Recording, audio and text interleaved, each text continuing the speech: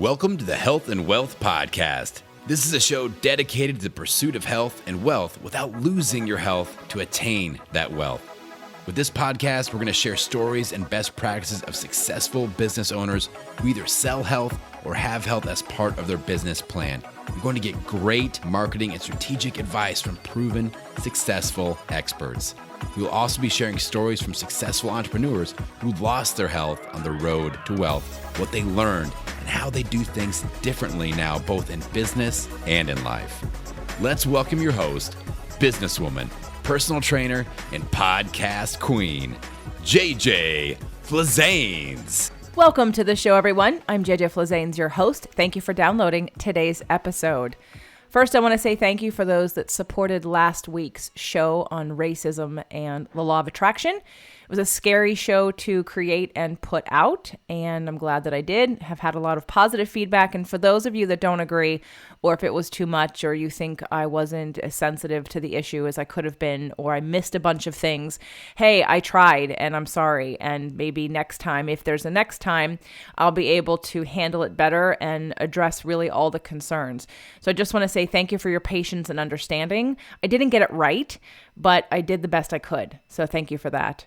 Because of last week's conversation, I reached out to Dr. Eben Alexander for another episode because I wanted to know his point of view on how he was handling what's been going on right now, from rioting and racism to, of course, COVID-19 and the pandemic.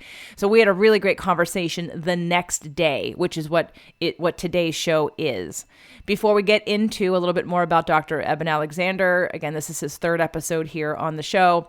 I just want to remind you that today, if you're getting this episode when it airs for the first time, it is Tuesday, June 9th, and today is the last day and the last day ever to sign up for the Strengthening Intuition course that's live. If you're hearing this later and you're interested in the course, you can buy it because once we're done with it, it will be available to purchase and consume whenever you're ready, whenever that you want it. I will tell you that the price will probably go up because as I'm creating this course and as I'm seeing how I'm going to be delivering it, there's so much value that I think I underpriced it to begin with. So if you're interested in even just watching it in replay, it won't be lower than it is now, and it will be higher after tomorrow. Again, it's Strengthening Intuition. You can learn more about each week and what we're covering and more about it at jjflazanes.com/intuition. Again, jjflazanes.com/intuition. We are doing it live, but you don't need to come live. It can be recorded and you can do it from week to week with us, but it's the only time it will be done like this. And you have an opportunity to ask me questions live while we're doing it. So today's show, The Gifts of Desperation, came out of the conversation that I opened up with Dr. Eben and really had nowhere to go with it in terms of I had no predestination of what I wanted to cover except his advice, what he's been telling people, and to remind everyone of his experience literally on the other side, being in coma for 7 days and literally being on the other side. And so from that vantage point, from that perspective, because what I feel happens oftentimes is that we're acting from a myopic place of that if I die, I'm afraid of death and it's so super scary. And I'm not saying that that's not something to acknowledge, but when we talk to someone like Anita Morjani or Dr. Eben Alexander, and they've been there and they can say, or Abraham, listening to Abraham, there's nothing to fear. So if we take the perspective that we're eternal beings and there's nothing to fear, how do we now look at what's going on right now? And what do we tell people who don't have that experience? And how do we guide them? So I appreciate that we just opened up the conversation and it went where it went. So Dr. Eben Alexander spent over 25 years as an academic neurosurgeon, including 15 years at the Brigham and Women's Hospital, the Children's Hospital, and Harvard Medical School in Boston.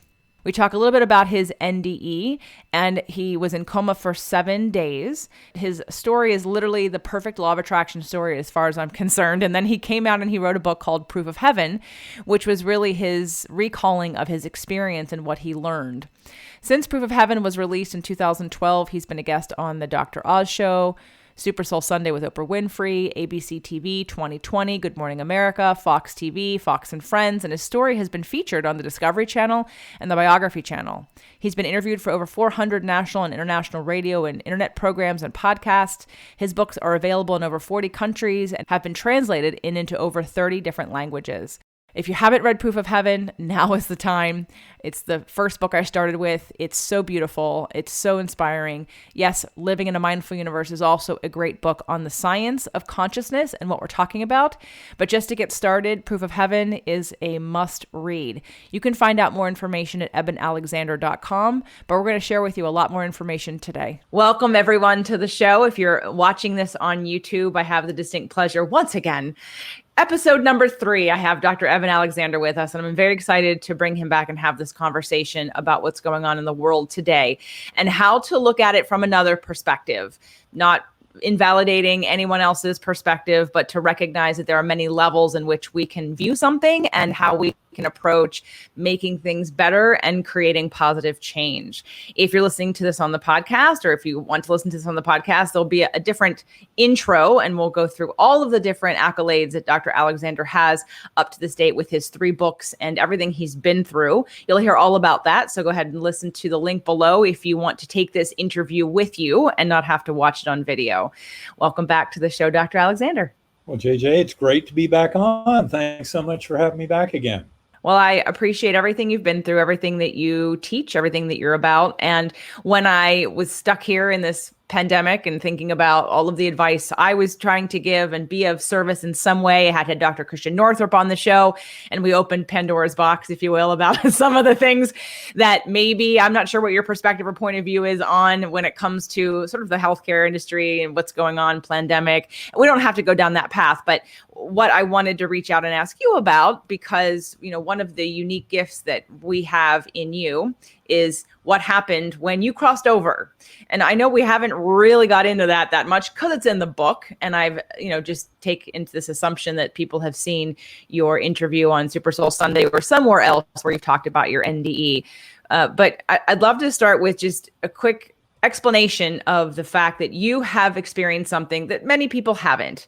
You've literally crossed over. You've literally died in a way and had a unique perspective. Can we talk a little bit about that to start?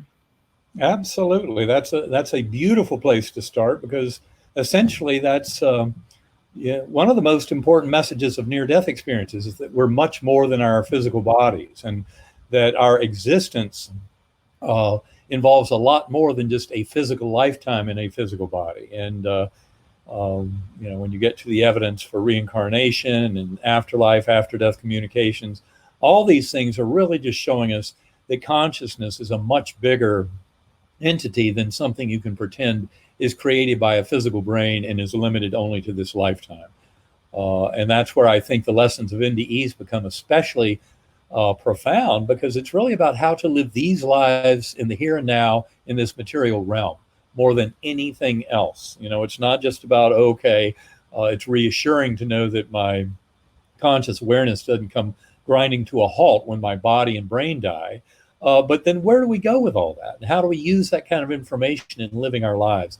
And that's where I think all of this starts to get far more informative and powerful in guiding us in our choices. Let's talk about the feeling.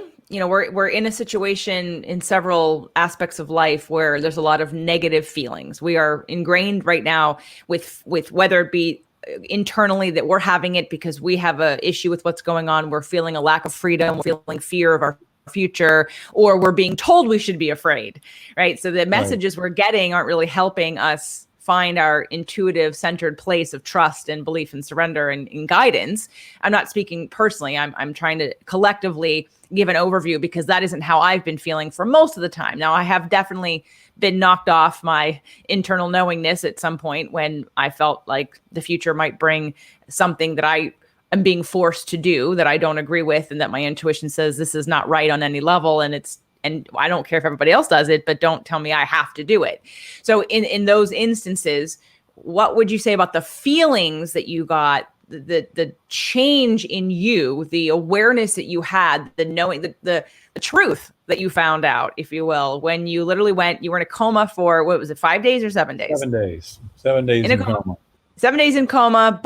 Doctors thought you weren't going to make it. You'd be brain dead when you got out of it, if you got out of it, which they didn't think you would. And then, and you're on the other side. Talk about that a little bit.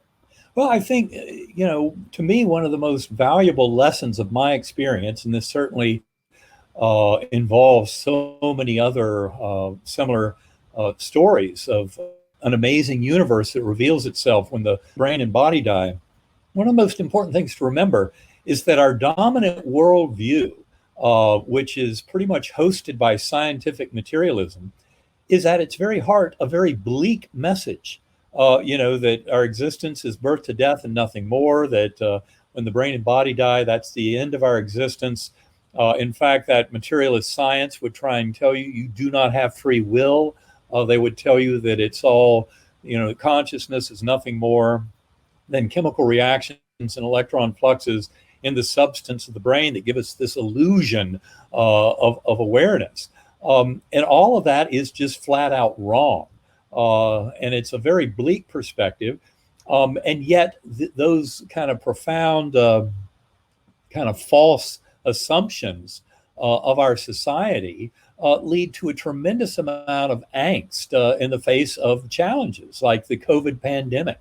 We're being asked to stay apart from each other physically when humans naturally crave touch and companionship and togetherness. I mean, the most natural part of our existence is our relationships with others. In fact, I would go so far as to say the whole universe exists for those relationships to lead to learning and teaching that allows us to grow, that allows for all of consciousness to grow. And yet, that dominant worldview of materialism preaches separatism. It basically says this is all material stuff. It's following the laws of physics that govern the material world. There's nothing else to it. Pay it no mind. That's essentially what our culture is asked to believe. And in the midst of the pandemic, that can be very unsettling. It's refreshing to find that this emerging worldview that really takes a radical new look at consciousness and what it is, and in many ways comes to the same conclusions that spiritual traditions have reached for thousands of years about our oneness, about our connectedness, about the power of love and compassion and kindness. These are all crucial things to recover in the current era, and yet they're not a natural part of our kind of societal beliefs. So I think it's, from my point of view, all of this in many ways is as it should be, because the challenges that we face now, especially with the COVID pandemic and a lot of what it's forced on us with shutdown of our economic systems and kind of a global reach, in many ways is demanding that we kind of up our game in terms of how we see ourselves and what we see as our kind of unfolding reality. What is our kind of higher soul will for how we will manage this catastrophe of the pandemic? And likewise, we now have a very major wrinkle thrown into the works. And again, I think none of this is an accident. I think that all of these apparent hardships, just like hardships in general, in many ways mark a pathway forward. And it's how we deal with those hardships. And if we can recover a sense of love of the universe for us and a sense of connectedness to other beings, in the midst of all this, we can actually use that as a tremendous strength to be here. I mean, the COVID pandemic in particular has revealed tremendous shortcomings and problems in the infrastructure of our society globally. Not just here in the U.S., where we like to pride ourselves in being the biggest economy on earth, and yet so much of our modern presentation of our government and of our basically our kind of way of presenting as a society is nothing to be proud of. And I think it's time to really return to our roots and start using these challenges like the COVID pandemic and this whole second phase of angst, which has to do with police prejudice and racial bigotry among the power sources of our world. When the police express bigotry, when they can willfully, in front of cameras and without compunction, snuff out the life of an American citizen, George Floyd in Minneapolis, these are times that demand our response. And it is no longer possible to accept that kind of behavior will be tolerated moving forward. The world has had enough. We're all in this together. This is really about the common man. We're all in this together. We're here to support each other. And to the best extent possible, our government and all of its major arms of kind of activity, including our judicial system and law enforcement, really need to get in line with the wishes of the people. And I think what we're seeing in response to the murder of George Floyd around the world, not just in big U.S. cities, but literally around the world, many other cities, groups are marching in solidarity with the humans involved in this extraordinary adventure of ours. And it is time for our government to get on board. I must say, I have been very heartened with a lot of the protests, a lot of the news that I've seen in the last day or so. What I find is that police chiefs and that police officers are taking a knee. They are joining arms in solidarity with the protesters. And it's because we are all human. We're all in this together. And there is this kind of overlying sense of maybe, some action of our government which gets out soldiers that use tear gas and rubber bullets and pepper spray to bring misery into the lives of peaceful demonstrators. Now, I do agree that the looting is wrong. There really should be no looting in any of this. And that's a horrible tragedy because it completely dishonors the memory of George Floyd. But the peaceful demonstrations, which is what Floyd's family are calling for, and what many around this country are supporting, are also being supported by many of the police who take a knee. And to me, this is a very heartwarming and kind of soul-affirming lesson from the current era. And it is really time for all of us to realize that oppression by authoritarian governments does not represent the will of the people.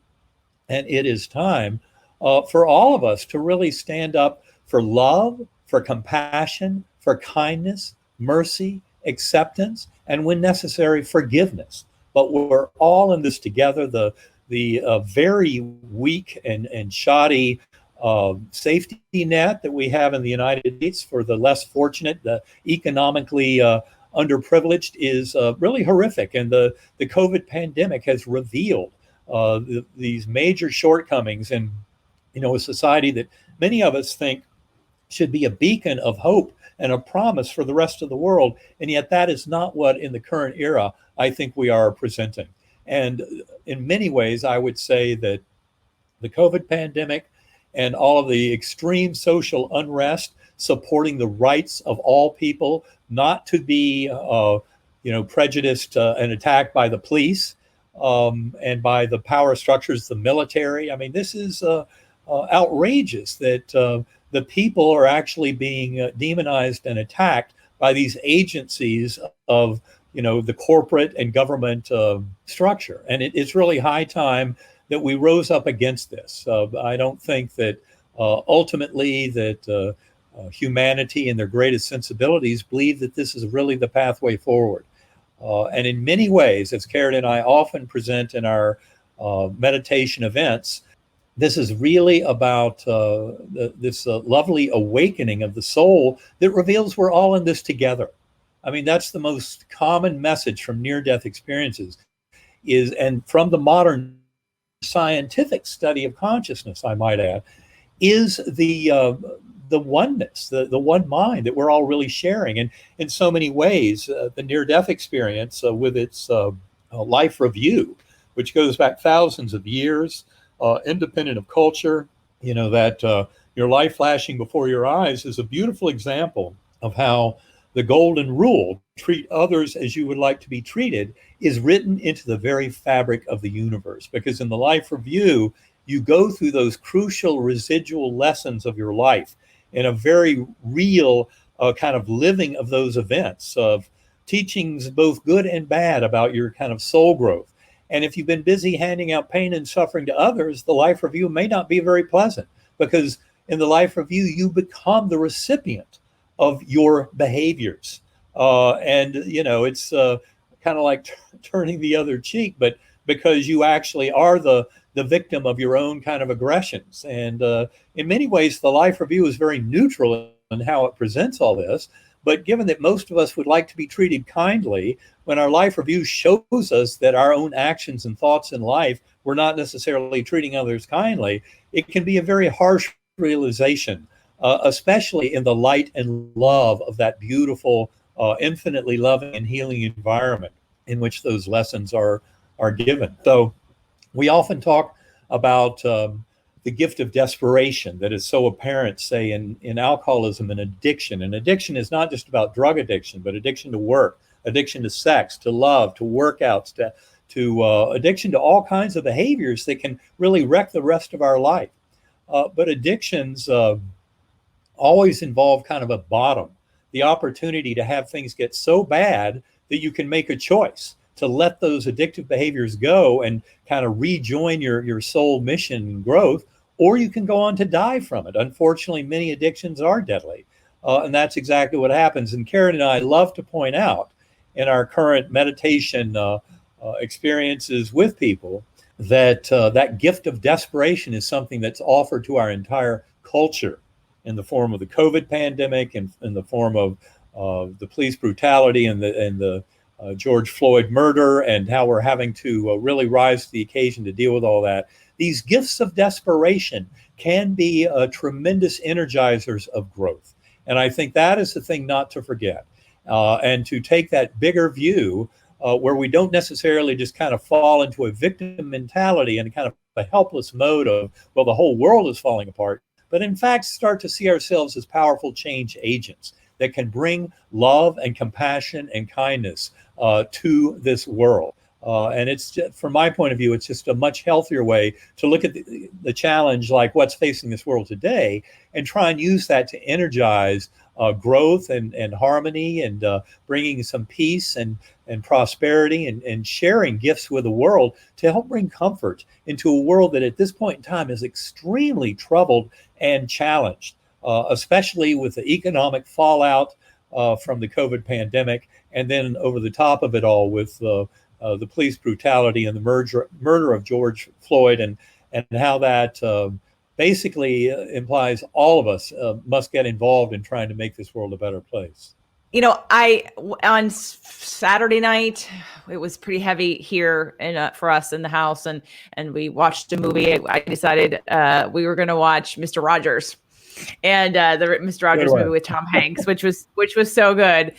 We watched a lot of Madam Secretary, but it often depresses me just to kind of get in the weeds with what's going on with the government, and I don't believe half the stuff that's on there anyway. So, it's not a happy show to watch if you think that any of this is real and that it was almost a Cold War every single day and a nuclear war every day. I'm like, I'm not going to watch that. So we watched Mr. Rogers, which was so appropriate.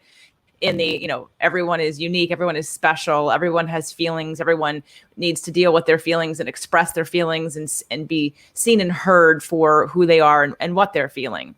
Move into my audience asking for help and guidance in their anger, in dealing with their anger, and doing the best I could to address to honor where everybody is, and to also focus on the goal. Like you're talking about gifts of desperation, focus on the goal here of the contrast that's been created, this immense amount of energy and focus that we now have, and what do we do with it?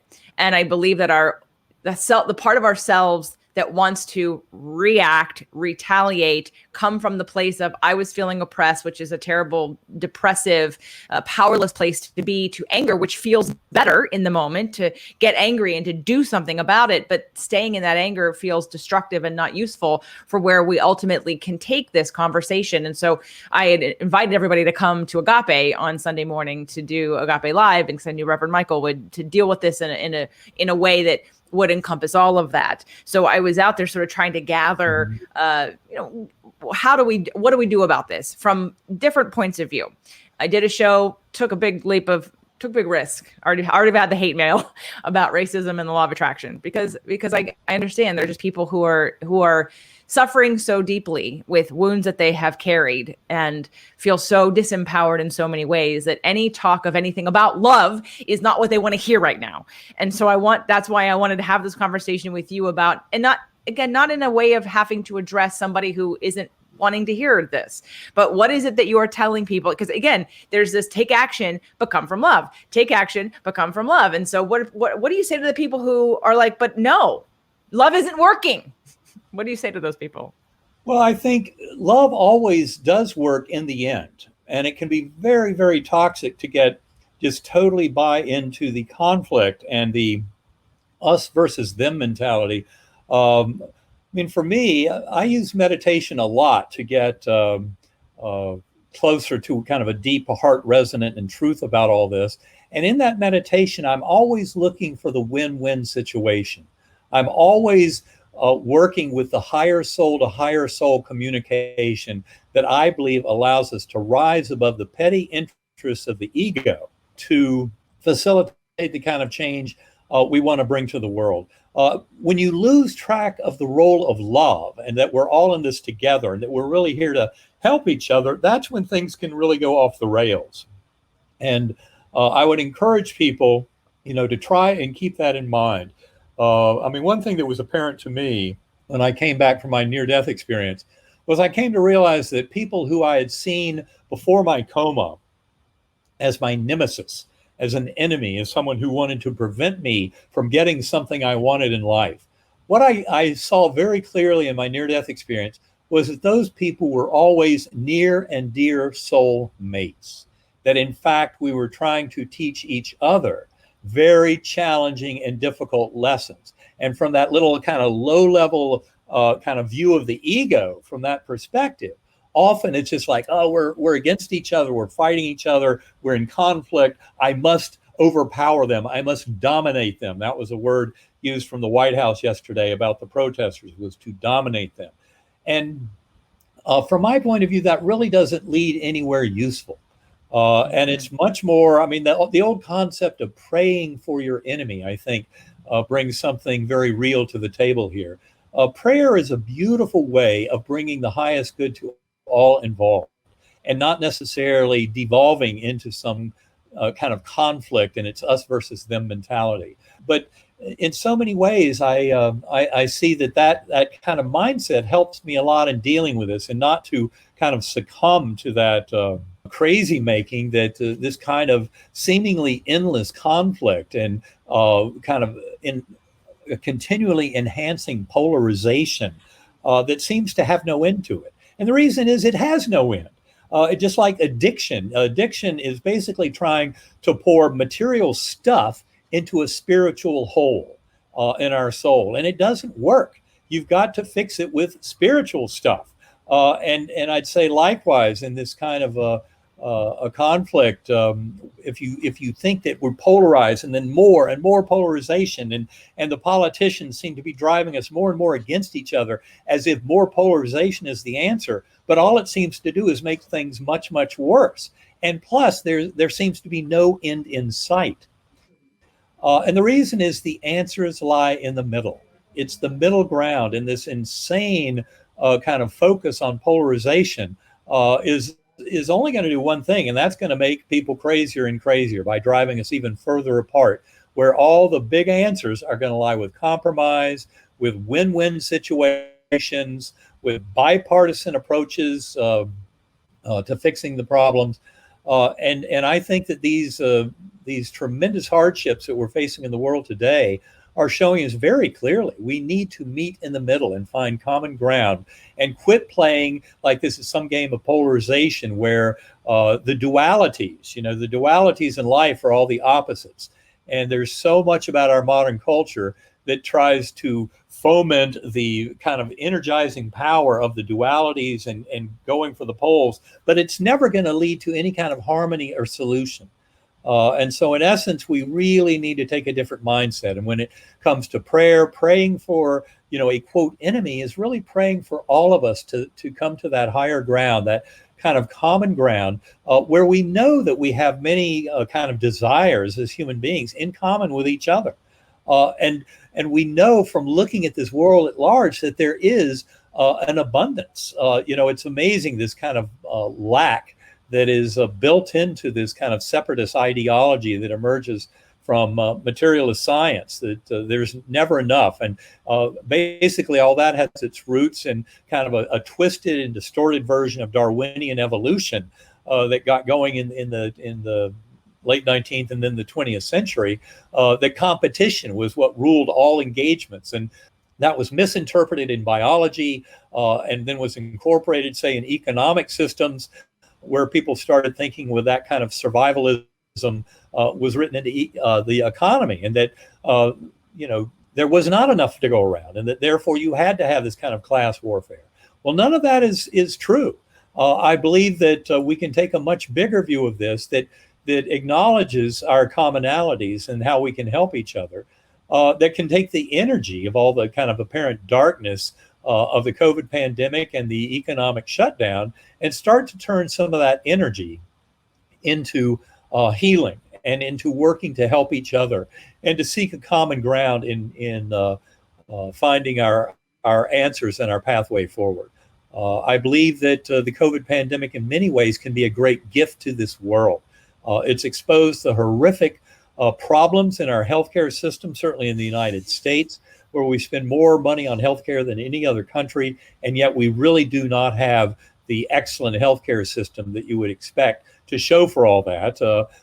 In many ways, our healthcare system is very lacking, and we're finding that out in spades in this COVID pandemic, where the U.S. Is going to end up with the worst caseload and the worst fatality rate. And that doesn't come from being a smart, intelligent country with a good healthcare system. It comes from a very mismanaged, distorted response at the very tip top of our levels of government that has flip-flopped day to day in their recommendations to the American people. It's high time we paid attention to the science and to the real experts and take those political lackeys out of there. They don't belong in the CDC. They don't belong in the NIH. They don't belong in the FDA, DEA. I mean, the political hacks can really wreck things if we need science to guide the way. And I think probably one of the biggest lessons we've all learned from this is you cannot elect authoritarians who demonize science and have them be leaders of any countries, because in this modern world, that is far too dangerous.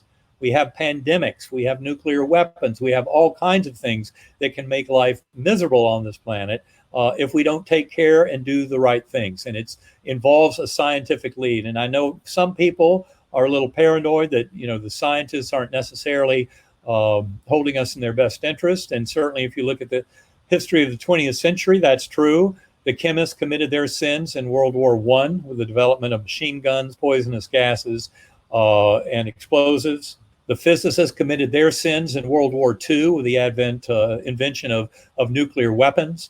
And one thing I'm sure of is if we ever have a World War III, World War IV will be fought with sticks and stones. I'm paraphrasing a quote from Einstein there, but to me, it's a very important to get it. We now have the power to destroy all of civilization, to commit planetary suicide.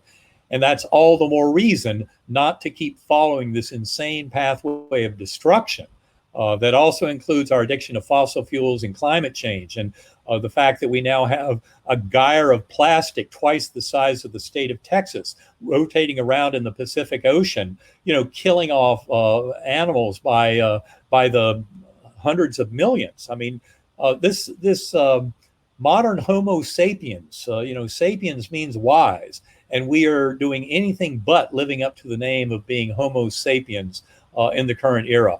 And I believe that the COVID pandemic and especially the real big gorilla in the room, climate change, is all about an absolutely essential shift in human thinking and in our civilization towards a far more harmonious and peaceful way of looking at resources and development and how we use science and how we treat each other in moving forward. And that's where I think the kind of darkness of the pandemic in many ways can present a silver lining that can help us to emerge from this pandemic much stronger than we were before.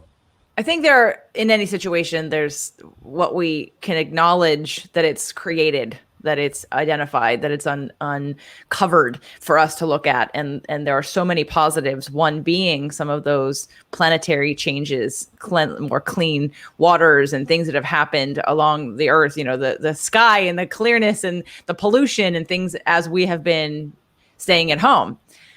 But I want to talk about, because I think without a broader perspective, one is only looking at the discomfort of the now. And one of the things that, having your perspective of literally crossing over, being over there, having a different point of view, I pulled out Living in a Mindful Universe today as a little bit of preparation, and I was going over chapter 13, Learning Our Soul Lessons.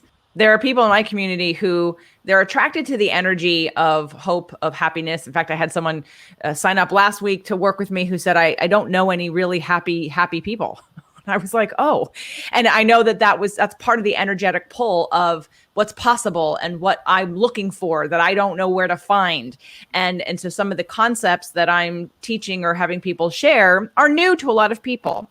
Not everybody, but a certain number of people are not necessarily in belief of past lives or reincarnation, or that this is a choice. And I usually break it down into what I think is we really only have two choices.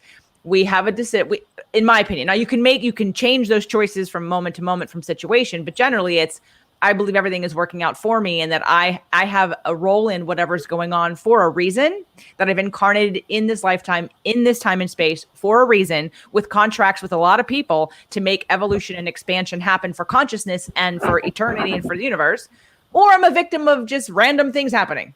It's not my fault. I'm not involved.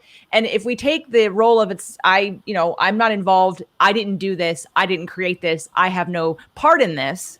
That is kind of a victim position, which doesn't give you any power, and which will always sort of lead to wanting and needing other people to change or circumstances to change in order for you to feel empowered or feel purposeful or feel pushed or pulled into the direction of action that is right for you to really live and embody what's happening right now. It's like leverage what's going on. So can we speak to a little bit, and then I want to get into your advice, like your literal advice about what to do or what not to do for people who are in all different phases of what's going on right now.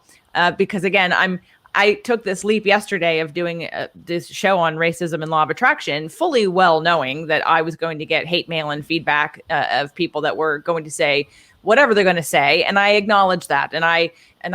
But I couldn't stay silent any longer. I'm staying silent because as a white woman, I didn't know what to say. I was uncomfortable saying anything because some people are going to look to it and say, well, that's supportive. And some people are going to say, well, you're just feeling guilty and that's why you're doing it, or you have no idea. It's just such a touchy place to be. It's an uncomfortable place for everybody to be, but it's an opportunity. And I don't want us to miss this opportunity. And I don't want us to recreate, because we're stuck in the negative emotions, to keep recreating what's been happening by having the same freaking conversation that doesn't get anybody anywhere. So I'd like to take this opportunity to make the change. So two things. One, reincarnation, life lessons, sacred contracts. We're here for a reason. We chose this. We chose to be in this for a reason. And Right. then what to do about it. But you're bringing up some beautiful and interesting points here, because it's extremely uncomfortable to feel like you are a victim of circumstance, that you have no power over the events in your life. I mean, basically that's becoming a prisoner locked up in a prison, where other people have all the say in everything you do in your daily life, and you have no say whatsoever. And I think to me, one of the most beautiful gifts of my journey, of my NDE, and of the 11 years since then of trying to make sense of it all, has been this recovery of a very profound sense of free will, of being an agent in the events unfolding in my life. And I think that can be especially valuable when you're facing challenges like we have globally today with the COVID pandemic and the the economic shutdown. This is really kind of an unprecedented challenge to our lives. And if you feel at this time that there's nothing you can do to kind of improve your circumstance or to live your purpose, that can be a very depressing kind of thing to face. And yet I do not believe that is the reality. And in fact, I would say that this kind of a global challenge, with so many kind of restrictions being laid on us from the world at large with this pandemic and the governmental responses to it, which include a vast shutdown of economic systems and tremendous increases in poverty, in hunger, in a real lack. I believe that is where we can actually rise up and start to manifest and take action, to start helping the least and the last and the lost, and to start using, kind of meditative experience and centering prayer to help unify the world, and to help some of the lessons that we can glean in those meditative states, or in prayers for humanity.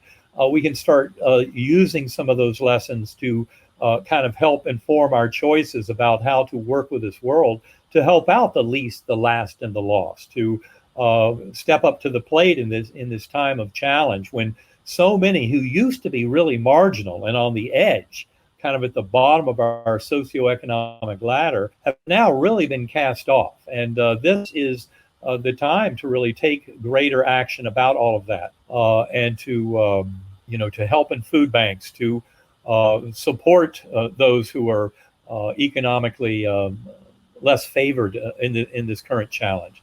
And I think that is where we start to find our real purpose in life. So many throughout history have come to realize the power of helping others and showing love for others, especially if you're kind of circling the drain with any kind of self-pity and worried about the events of this world and how unfair they are to me as the individual. Well, get out of that funk by helping others, by really trying to glean those deep lessons and go out into this world to make a difference for others. And it can be something as simple as a smile and simple acts of random kindness to strangers. But really, we're all in this together, and this is a perfect time to start showing harmony, start showing care for others, and really taking care of each other. And I believe that is the kind of thing that will get us out of this. And you hear more and more stories in the news. This is one thing that Karen often harps on is, for example, in hurricane coverage, how, yes, it's distressing to see people's lives, their homes ruined by a natural disaster like a hurricane or fires or tornadoes or what have you. But then what we often see in this current era is neighbors helping neighbors, and people helping each other.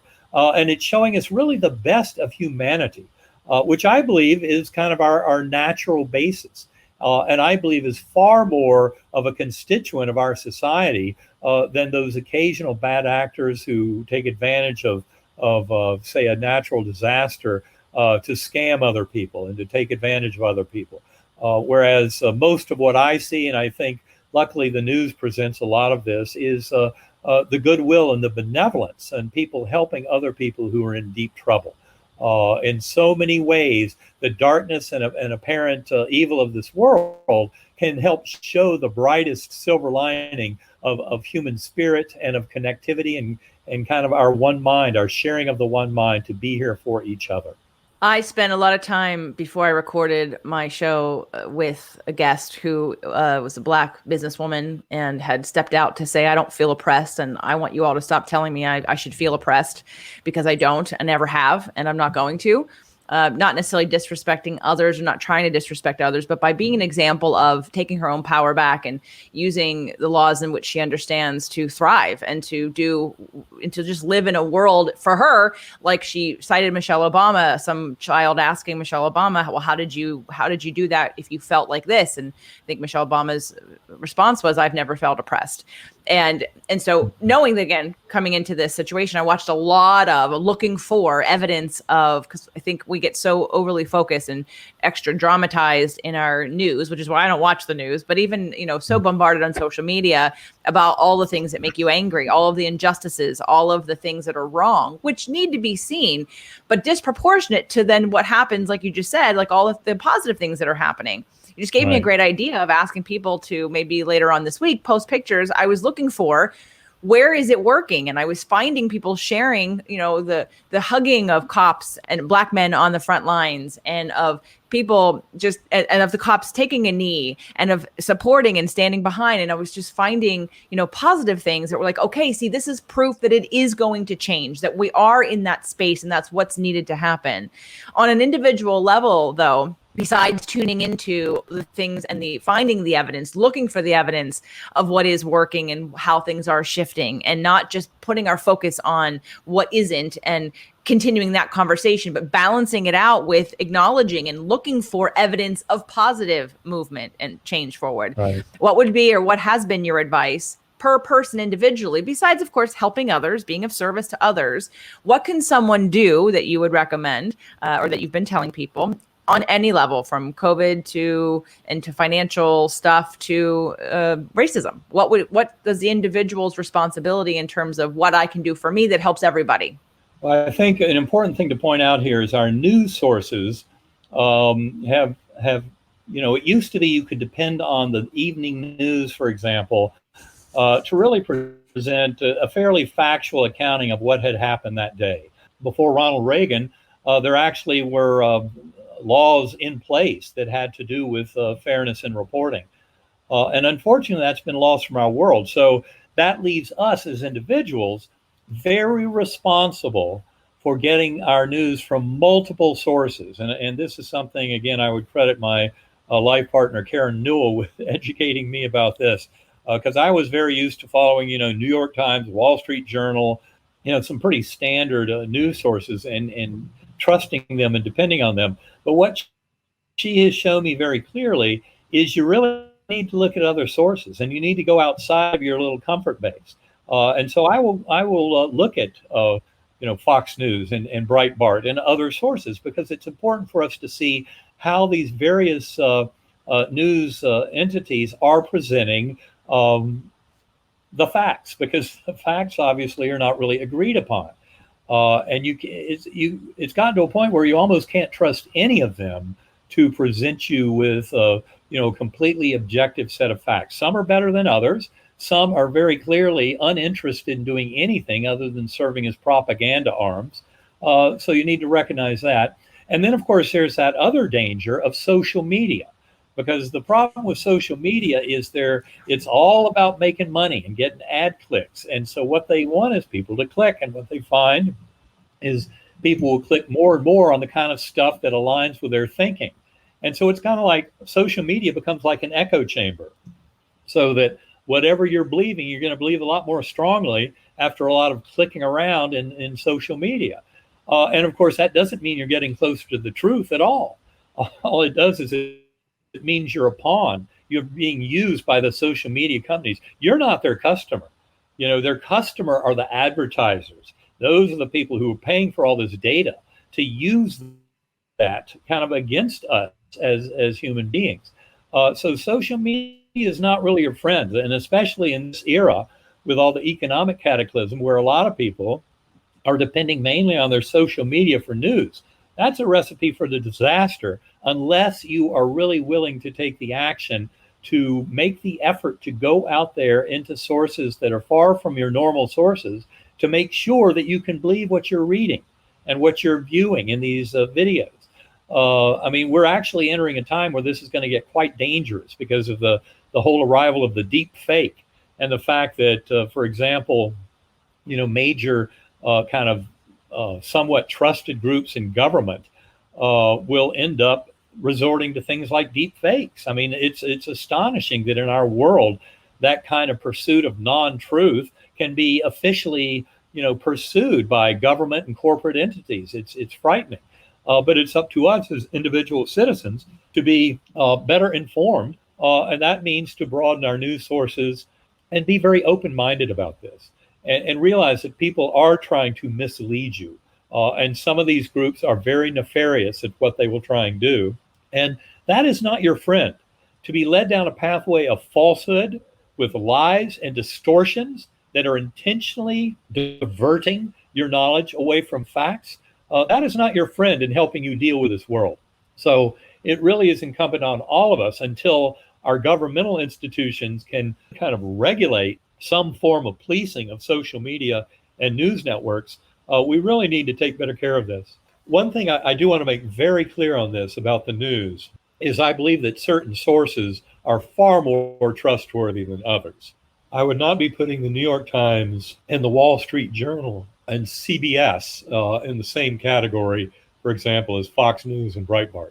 I just want to make that part clear. But I have found that it is helpful to me to broaden my news sources and be very open-minded in the hopes of trying to get to some truth. And also, it's very instructive to see often how one side is distorting news. That reveals a lot about kind of their integrity or lack thereof, kind of a lot about how you can assume that, the long arc of justice, which is the way that humanity works. At the over months and years, I feel that true facts will end up ruling the day, and that people who are spreading the truth will end up writing the history for all of this world, and not the people who are intentionally distorting it and leading us to a non-truth and to falsehood.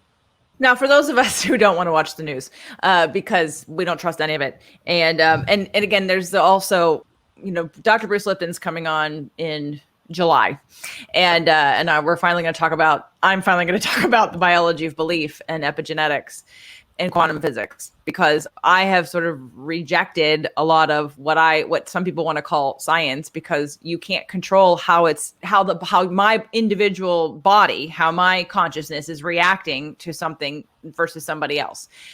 So there are some ways in which it didn't even matter. I went to Italy at the very beginning of this pandemic and had an amazing time and walked on water. I was in a frequency of untouchable because I'm not in communication with this, and I have a healthy immune system, and I do all good things. I do things like the fasting mimicking diet. I'm on one right now to strengthen my immune system and create new stem cells. I have a low inflammatory diet. I exercise. I take my vitamins. I deal with my emotions. I don't let things fester. So on every level, mind, body, and spirit and soul, I am trying to be as clean and healthy and as high vibrating as I can all the time. So I don't want to watch the news. I don't want to do all that research. I know you're a Sag, you're an Aquarius moon.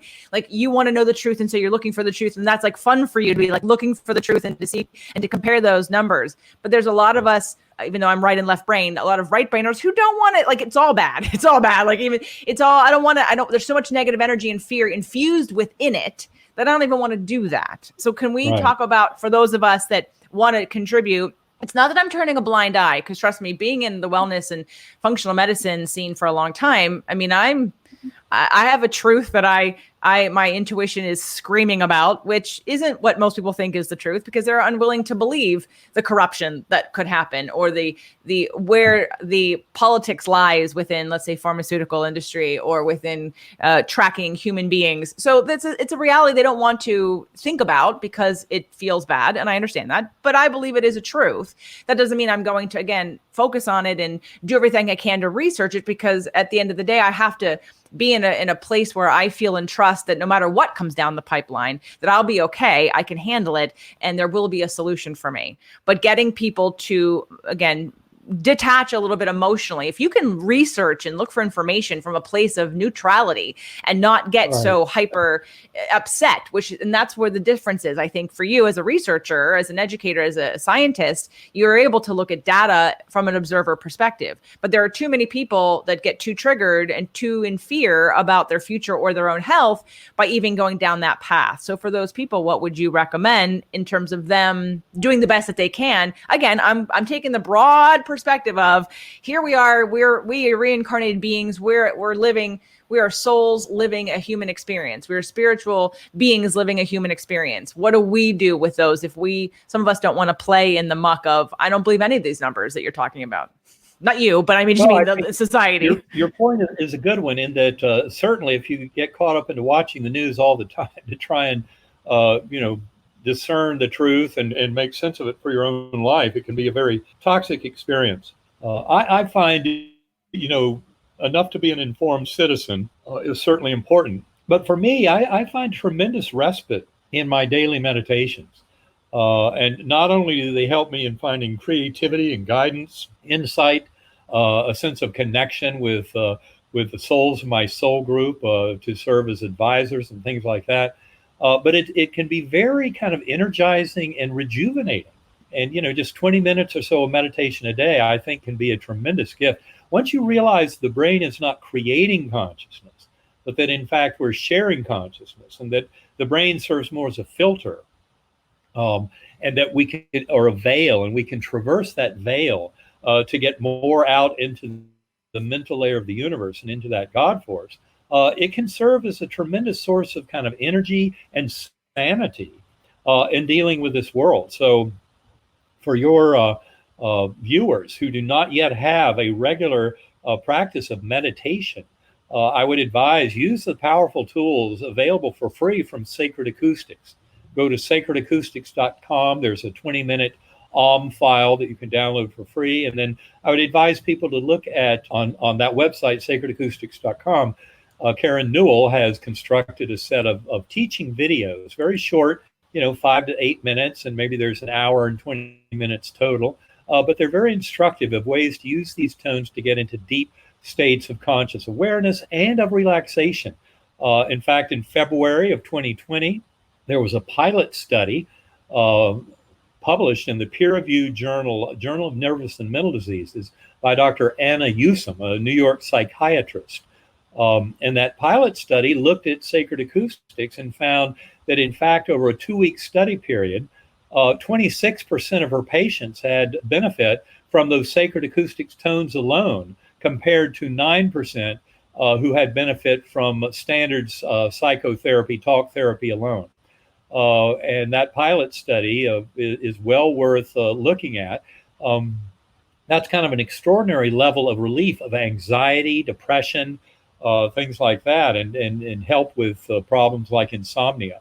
And so it's something that's proven. We're in the process of coming up with some more expanded studies to look at all that. But the reality is, with a tool like that can bring you tremendous kind of relaxation and kind of peace and harmony just through going into a meditative state, I think we can all use that as a tremendous tool to help us in this world. As it is, our biological systems depend on, those 8 hours or so of sleep and dreaming that we're supposed to get every night. And it's crucial. Science does not yet understand why dreaming is so important. We know it's applicable not just in human beings, but going way down the evolutionary chain. There's something about spending some time where our mind is not locked into this physical world, but is actually roaming free in that world of dreams, which is in many ways overlaps, say, the world of near-death experiences, the world exposed to us through psychedelic drugs, although psychedelic drugs are not a replacement for NDEs, and I do not recommend the casual use of psychedelic drugs at all. And yet the scientific study of such drugs like psilocybin, LSD, DMT shows very clearly the brain is not creating these phenomenal experiences. It's one of the most amazing things. We talk about it in Living in a Mindful Universe. But just as the dream world, which is so important to us to even survive day to day, is important for reasons we don't really know. Likewise, meditation can be very, very helpful by allowing us to connect with our higher soul, leave that little voice of the ego and all of its petty little interests behind, and realize that is not who we are, and that is not who is driving our kind of evolution as souls. There's a far grander aspect of ourselves that is growing up to this mission of coming to guide us through the COVID pandemic and the economic downturn, and help all of us to become better and more resilient souls here to help each other and help the world at large to become a far better place through an acknowledgement of that binding force of love, compassion, kindness, mercy, acceptance, and of course, gratitude, and when necessary, forgiveness. But meditation can be a very powerful tool once you realize that going within is actually going out into the universe. And that's what modern neuroscience tells us about meditation and of its potential power.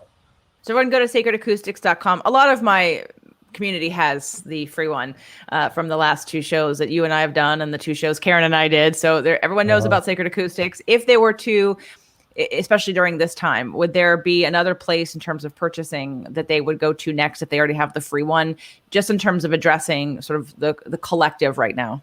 Well, of course, there's a tremendous amount available there on the Sacred Acoustic website. And in fact, Karen, a few months ago, in response to the COVID pandemic, there's a bundle there that's especially powerful. It's the one that was used in that pilot study that we talk about in the Journal of Nervous and Mental Diseases, published in February 2020 by Dr. Anna Usum et al. And that's called the Whole Mind Bundle. And she has that for sale at a deep discount on sacredacoustics.com now. And not only that, but for those people who are in the midst of the COVID pandemic and the economic challenges and do not have the money, because so many people have no money nowadays, she's offering it for free to those, no questions asked.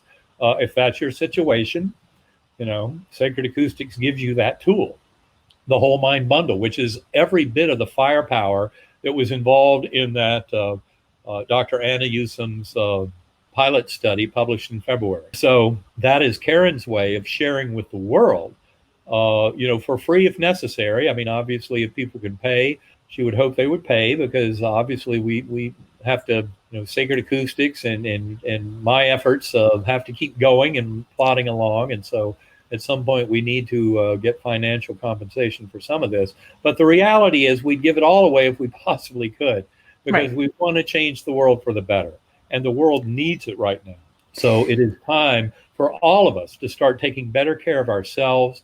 And I promise you, meditation can bring you tremendous peace and harmony, and a much grander vision of yourself as living to your purpose and the meaning in your life, even in the challenges of the pandemic and of the police violence and racial inequality and the problems we're facing there. Every bit of this is a soluble problem. Humans have gotten us into a lot of this mess for, certainly our response to the pandemic has to do with some frailties in our human and governmental systems, our medical systems. But we can all grow together and show strength by being here to take care of each other. And that really begins by taking care of ourselves. And that's where I would say that meditation and centering prayer can be such powerful adjuncts at helping us to deal with this world and to thrive in the face of adversity. Let's talk about UnitedHopeandHealing.com. What is that about? Because you had me put that on, and I want to know what that is. United in Hope and Healing. This, all the best stuff I have to offer is really Karen's idea. I need to point out, she's the brains in this operation. That happens in my relationship too. And then we do a lot of work together, and he'll say, I'm just the face, JJ's the brains. So I understand. Well, United in Hope and Healing was a brainchild that Karen came up with way back, actually before the pandemic really got going and before the forced closure. And she thought we needed to do an every other week webinar to help people and to do it for free so we could get it out to everybody who was interested, and nobody would be at all limited by any kind of financial constraints. And she named it UnitedInHopeandHealing.com. And it's basically a series of webinars. We have one coming up this week, which I guess is the 4th of June, and every other Thursday beyond that point.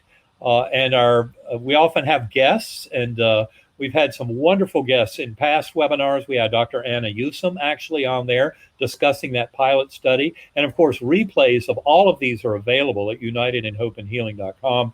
I would highly encourage people to listen to the replays. Dr. Anna Usum was on. We've had Dr. Larry Dossey and his wonderful wife, Barbara Dossey, and telling, beautiful stories of kind of hope and healing in the scientific world through prayer, and so much else that Dr. Dossey has helped us to gain. They were our guests, and now Dr. Larry Burke will be a guest this coming Thursday. He's an amazing. So we also had Dr. Pim Van Lommel on.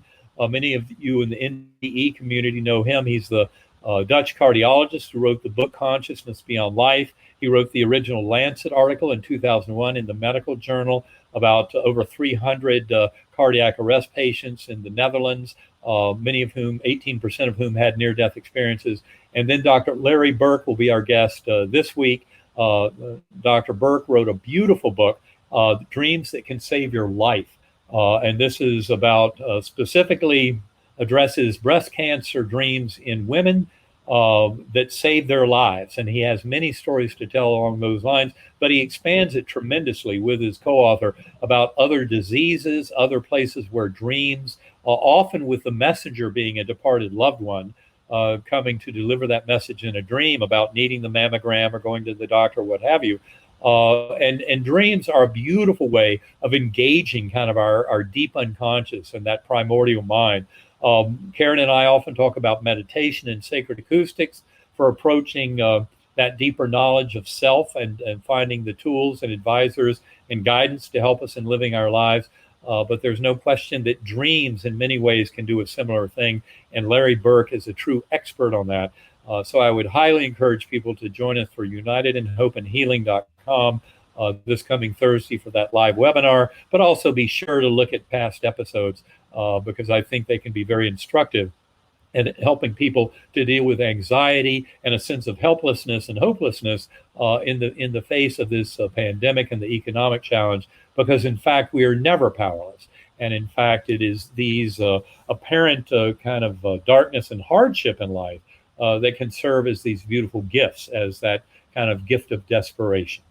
And are the replays up somewhere to watch after they're done for people that are coming to this? You'll find them at the unitedinhopeandhealing.com website. The replays are available, so there is access to all of it. And it's a very beautiful and comforting program that I'm so pleased that we can offer for free to people around the world, because there are thousands of people who are availing us of this free offer and I think are benefiting from it. We're getting tremendous feedback from that audience. Excellent. Well, we thank you for being able to do that. I know that your assistant had sent me a link to one of the live. I couldn't make the live, and then I was trying to figure out where to go to find it. And now I know it's unitedinhopeandhealing.com. So I'll make sure to check that out. And I'll put the link in the show notes as well for anyone who's listening to the podcast and you're not watching the video on YouTube, where I have the URL up in the box on the banner on the video. So it will all the things we've talked about today that have links will be in the show notes. So make sure to check your more or see more on your podcast app to go down into the